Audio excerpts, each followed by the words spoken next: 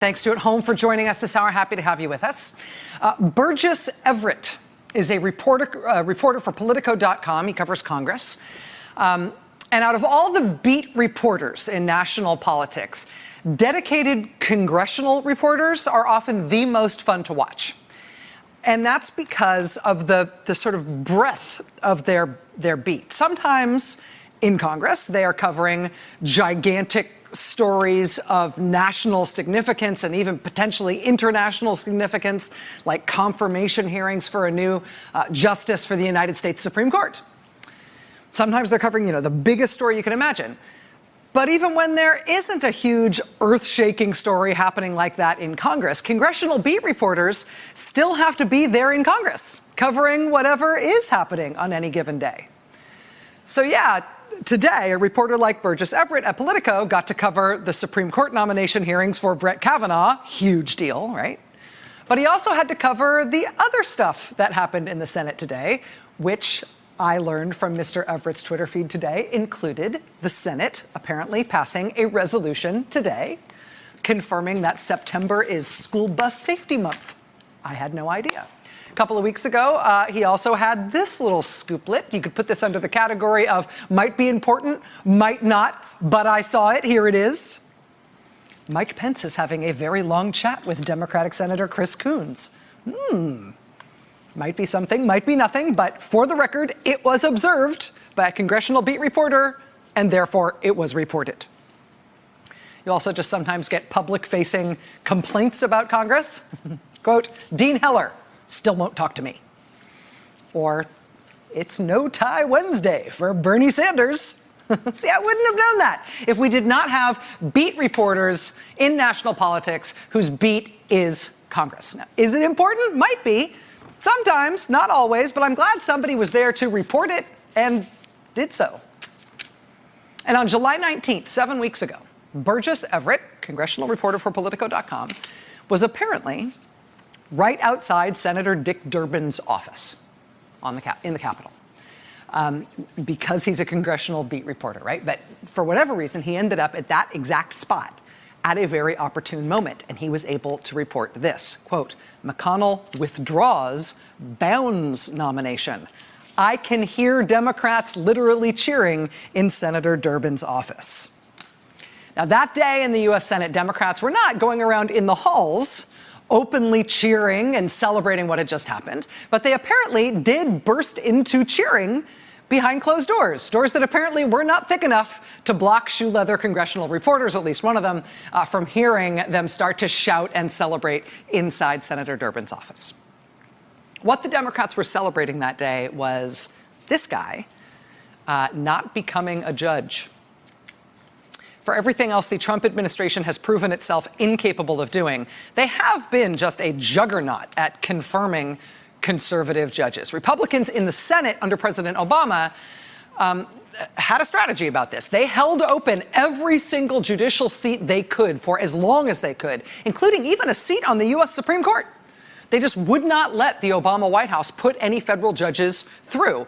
And so in the Obama years, with Republicans in control of the Senate, the vacancies for judicial seats just mounted and mounted and mounted for years.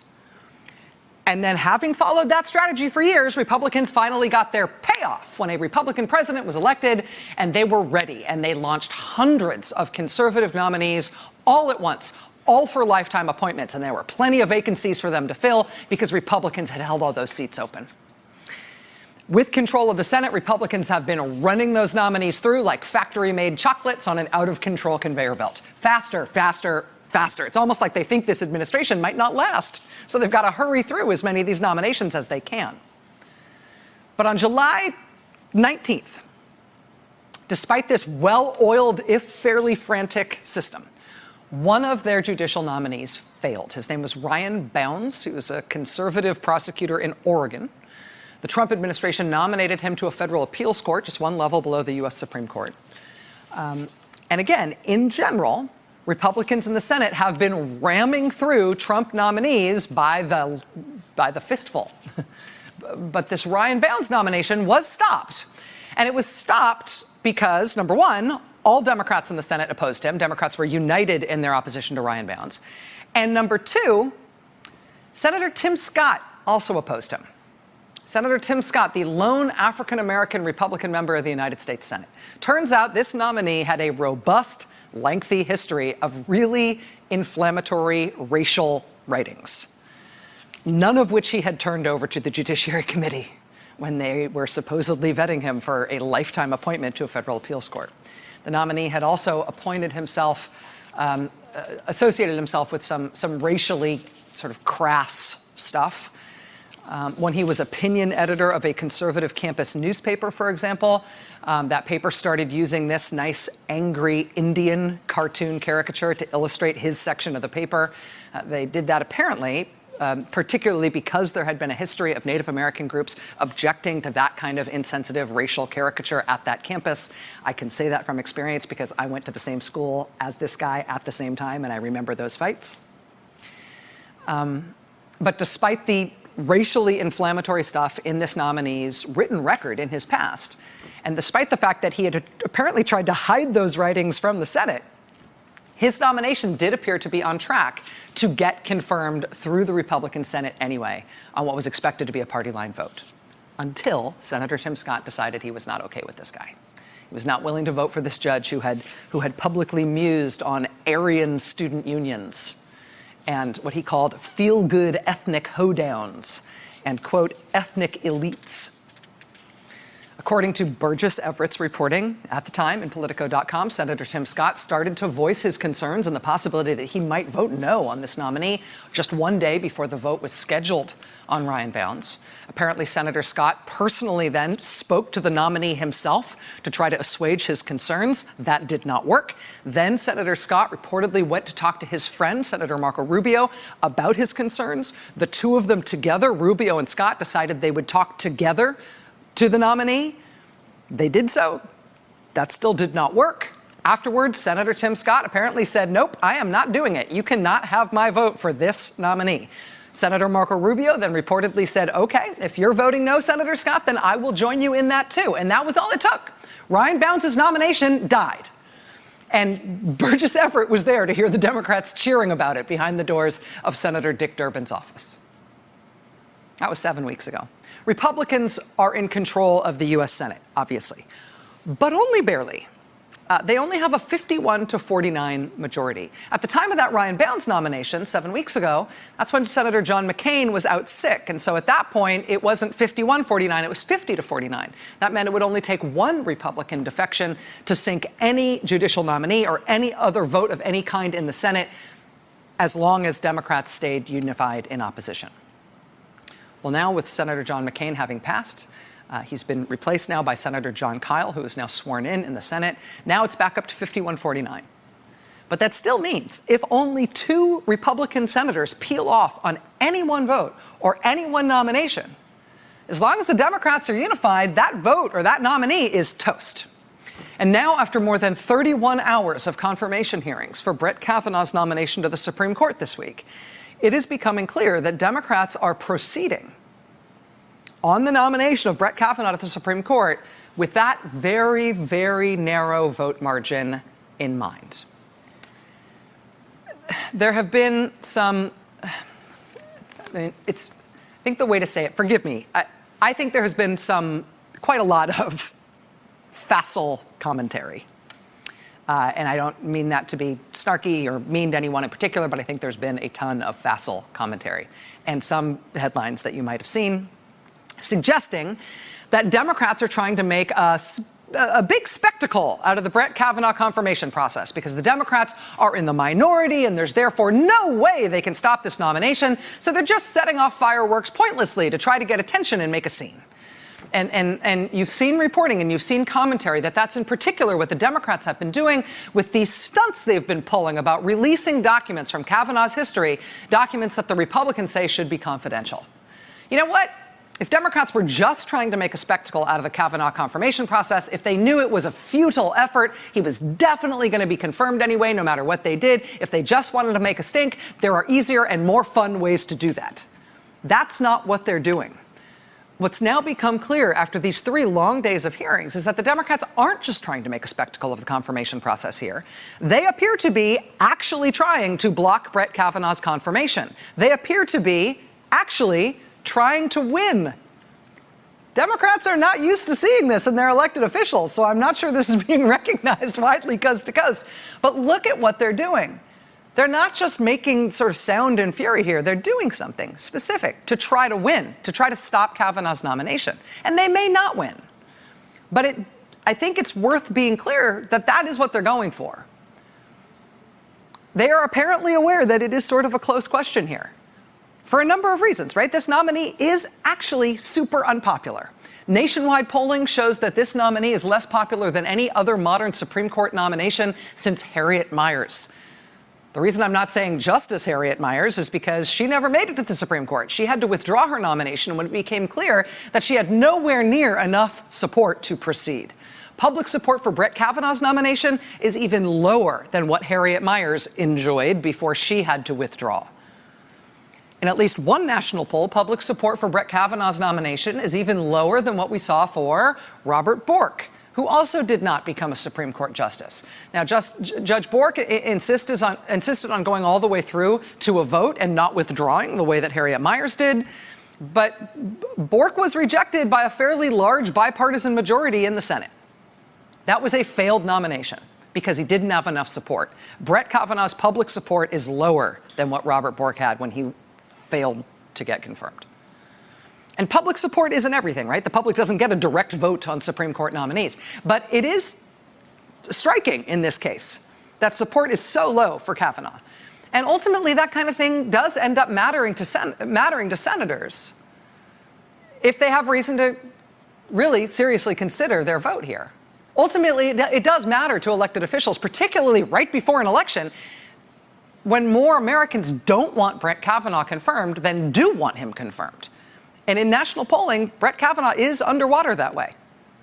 More people want him rejected than want him confirmed.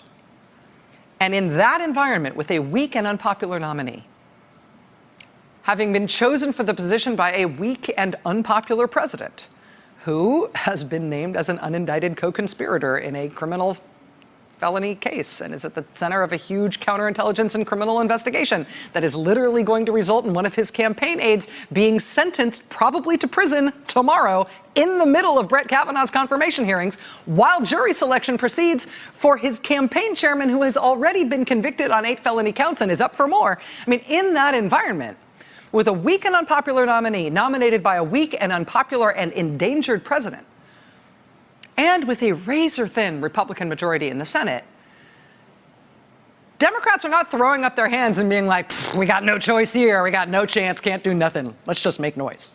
I mean, Democrats have one small specific task this week, and it is not to change the world's perception of Brett Kavanaugh or the world's perception of President Trump or to somehow transform the Republican caucus in the Senate somehow. No, all they need to do is peel off 2 Republican senators, persuade them to decide, for their own reasons, that they can't vote for this man.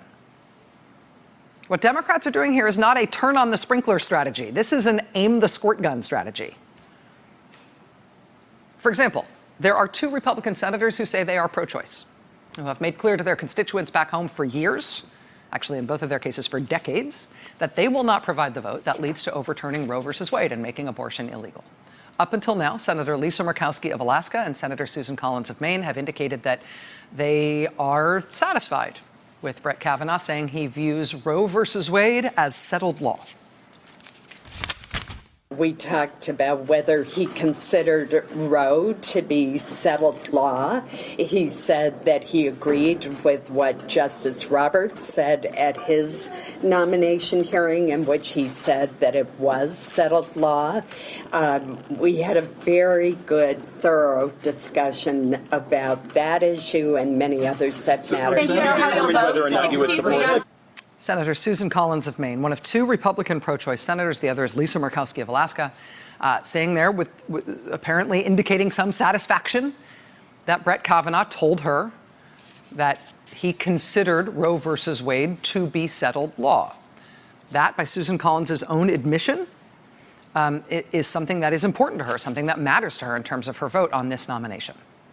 Well, today, somebody leaked to the New York Times and then to NBC News this email written by Brett Kavanaugh in 2003, in which he argues explicitly that Roe versus Wade is not recognized to be settled law because the Supreme Court could very well overturn it. Quote, I am not sure that all legal scholars refer to Roe as the settled law of the land at the Supreme Court level, since court can always overrule its precedent. And 3 current justices on the court would do so.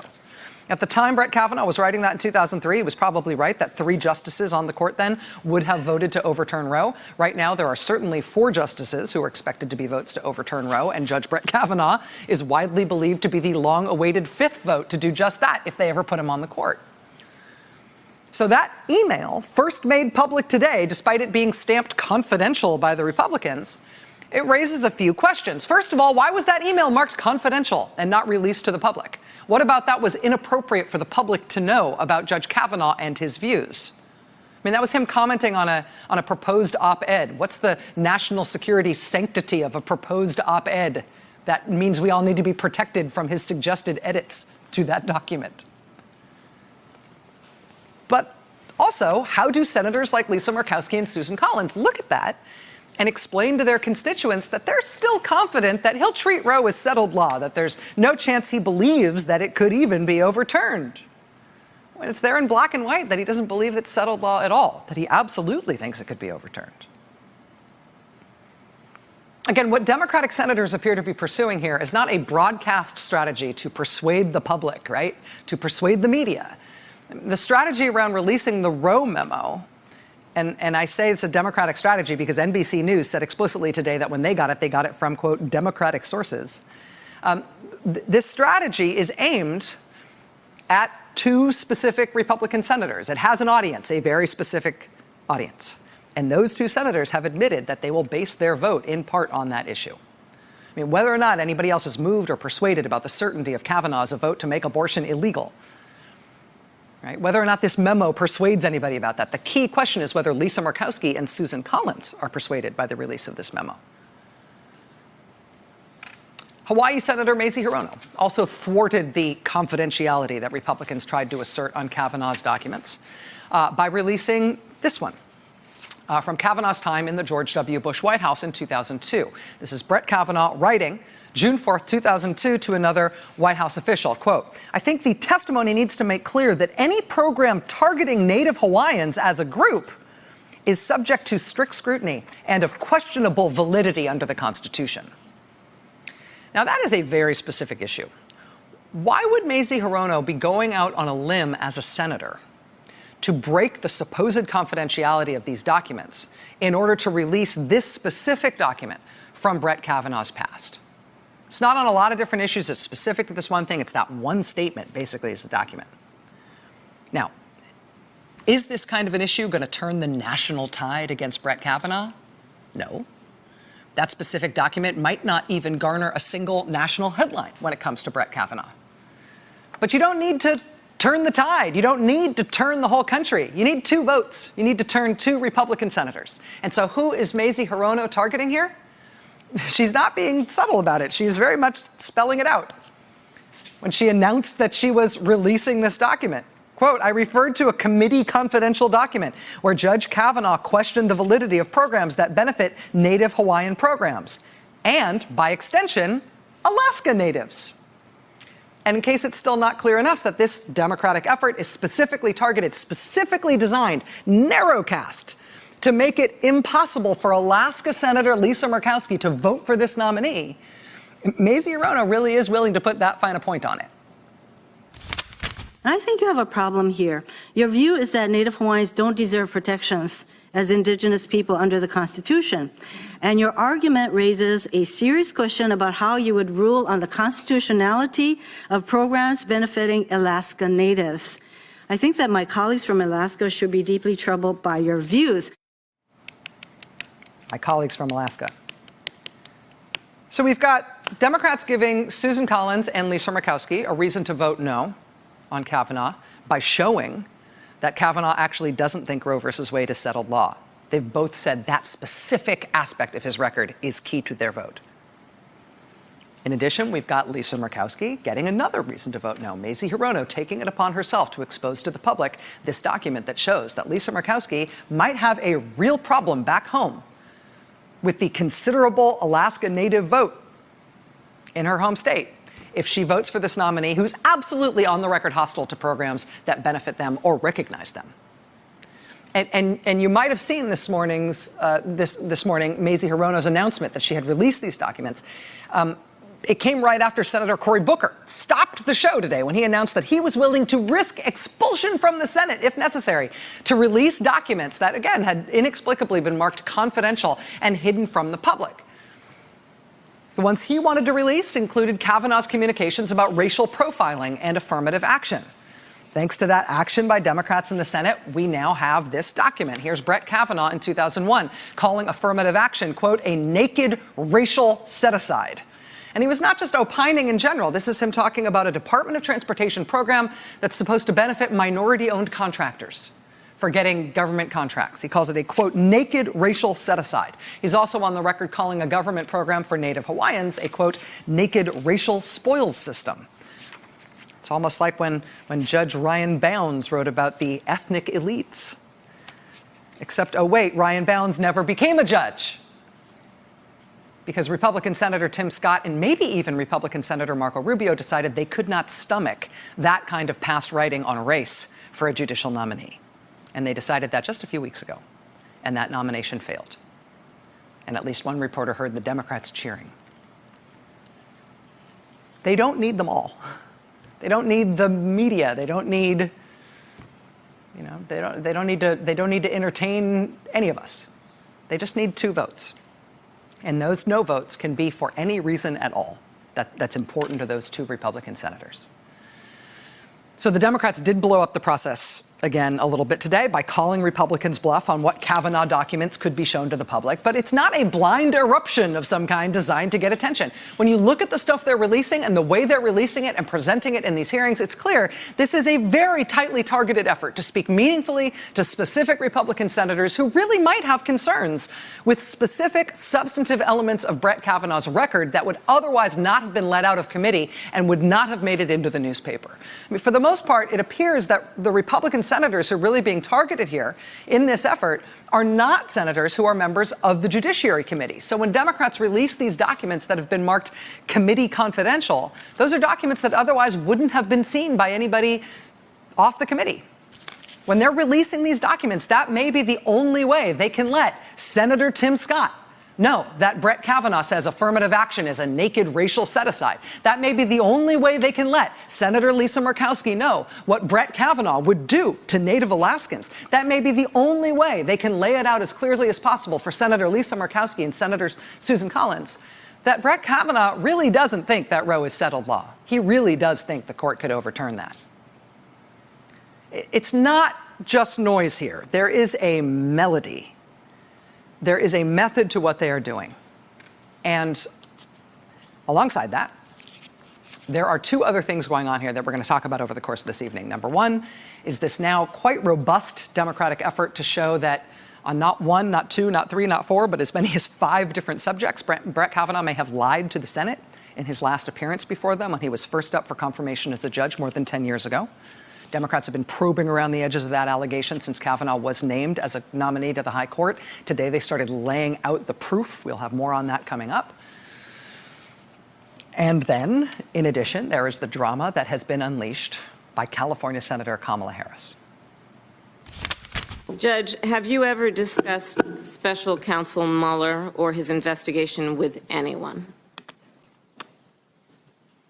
Well, it's in the news every day. Have you discussed it with anyone? With other judges, I know. Have you discussed Mueller or his investigation with anyone at Kasowitz, Benson, and Torres, the law firm founded by Mark Kasowitz, President Trump's personal lawyer? Be sure about your answer, sir. Well, I'm not remembering, but if you have something you want to... Are you certain you've not had a conversation with anyone at that law firm? Kasowitz, Benson. Kasowitz, Benson, and Yeah. Torres, which is the law firm founded by Mark Kasowitz, Yeah. who is President Trump's personal lawyer. Have you had any conversation about Robert Mueller or his investigation with anyone at that firm? Yes or no? Well, is there a person you're talking about? My question is, have you had a conversation with anyone at that firm about that investigation? It's a really specific question. I would like to know the person you're thinking of, because what if there's... I think you're thinking of someone and you don't want to tell us. Who did you have a conversation with at that? I'm not going to... Mr. Chairman, I'd like to raise an objection here. This town is full of law firms. Law firms are full of people. First of all, I'd like you to Hold on. pause the clock. Thank you. The clock is paused. Thank you. That was the cliffhanger that we were left with at the end of last night's questioning of Supreme Court nominee Brett Kavanaugh. Ooh, where did that come from? What does that mean? Well, Senator Kamala Harris has just had another round of questioning with Brett Kavanaugh. She went back to him again on that tonight. We've got that ahead for you in just a moment. And then we think, depending on what happens in that hearing room, we think we may have Senator Harris joining us live tonight on this show. Stay with us. Hey there, I'm Chris Hayes from MSNBC. Thanks for watching MSNBC on YouTube. If you want to keep up to date with the videos we're putting out, you can click subscribe just below me or click over on this list to see lots of other great videos.